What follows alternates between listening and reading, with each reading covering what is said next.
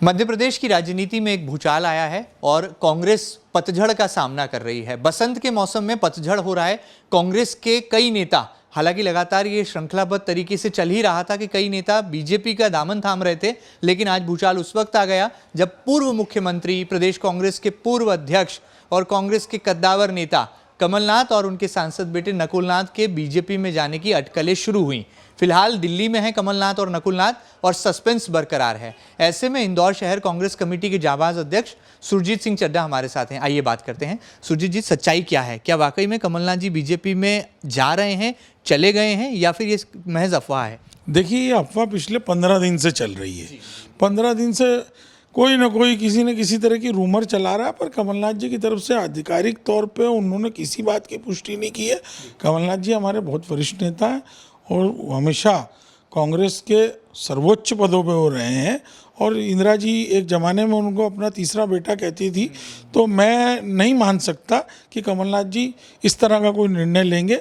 ये लोग गलत तरह से चला रहे हैं कि कमलनाथ जी को राज्यसभा में नहीं भेजा तो ये हो गया, उनको प्रदेश अध्यक्ष पद से वो स्वयं हटे हैं। उन्होंने कहा है कि मुझे जितना मौका मिला मैंने मेरा पूरा काम किया, मेरी यथाशक्ति से काम किया, और आज कांग्रेस अपना काम कर रही है और मुझे कहीं ऐसी स्थिति दिखती नहीं है।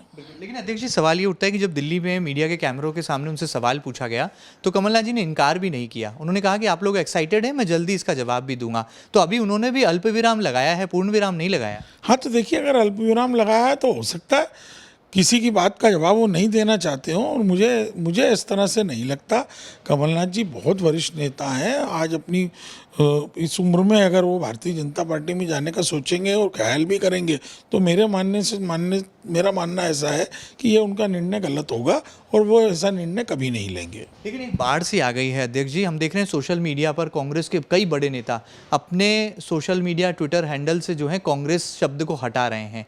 कोई लिख रहा है मेरा भारत महान, कोई अपने कांग्रेस पार्टी को हटा रहा है, जो मेंबर ऑफ पार्लियामेंट है वो कोई पार्टी का डेजिग्नेशन नहीं लिख रहा है। तो इस तरह से जो चीज़ें हो रही हैं, कांग्रेस में खलबली तो मच गई है इस पूरे घटनाक्रम से। देखिए, हो सकता है कोई दबाव प्रभाव वाला मामला हो, पर मुझे ऐसा लग नहीं रहा है, क्योंकि अभी कुछ है नहीं।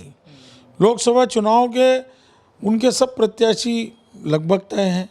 अगर मेरा दूसरी सोच है कि जब भारतीय जनता पार्टी में इतनी भरमार है, इतना बड़ा जन समर्थन है उनके पास, आज कांग्रेस से गए व्यक्तियों को अगर भारतीय जनता पार्टी में अशोक चौहान जी, मिलिंद देवड़ा जी, प्रफुल्ल पटेल जी, जब उनको ये बड़े सांसदों के पद दे दिए, तो क्या भारतीय जनता पार्टी अपने कार्यकर्ताओं का शोषण करेगी?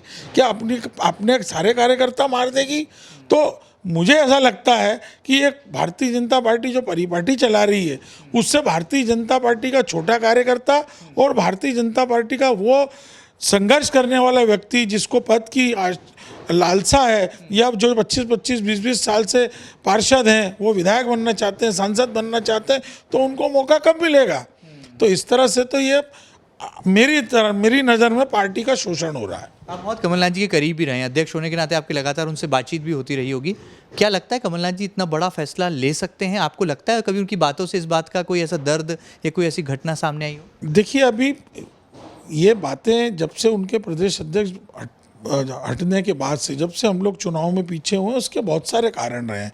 चुनाव कोई कमलनाथ जी अकेले नहीं हारे हैं, सबकी सामूहिक जवाबदारी थी, और उसमें मशीन बड़ी दोषी रही है। ईवीएम पे लगातार दिग्विजय सिंह जी हमला कर रहे हैं। हमारे प्रदेश के अध्यक्ष बने बहुत युवा एनर्जेटिक है, और कहीं ना कहीं लाडली लक्ष्मी बहना योजना के कारण हम वो लोग पिछड़े थे। पर मुझे ऐसा नहीं लगता कि इस पूरे सरकार नहीं बनने के दोषी अकेले कमलनाथ जी को माना जाएगा। और कमलनाथ जी इस उम्र में इस जगह पर आकर मुझे नहीं लगता कि ऐसा कोई निर्णय लेंगे। वो हमारे नेता है और वो ऐसा निर्णय नहीं ले सकते। अच्छा, पूर्व मंत्री सज्जन सिंह वर्मा जी का बयान आ गया है। उन्होंने कहा जहां होंगे कमलनाथ वहां होंगे सज्जन सिंह वर्मा। तो क्या कमलनाथ जी के साथ सुरजीत सिंह चड्ढा भी होंगे? देखिए, कमलनाथ जी के साथ अगर सज्जन वर्मा जी ने कोई बयान दिया तो उनका व्यक्तिगत बयान हो सकता है, मैं उस पर टिप्पणी नहीं कर सकता।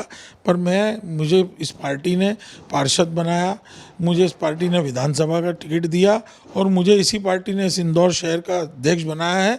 और मैं कभी इस बारे में न कभी सोचा था न कभी सोचूंगा। मैं अपनी पार्टी में था और रहूँगा।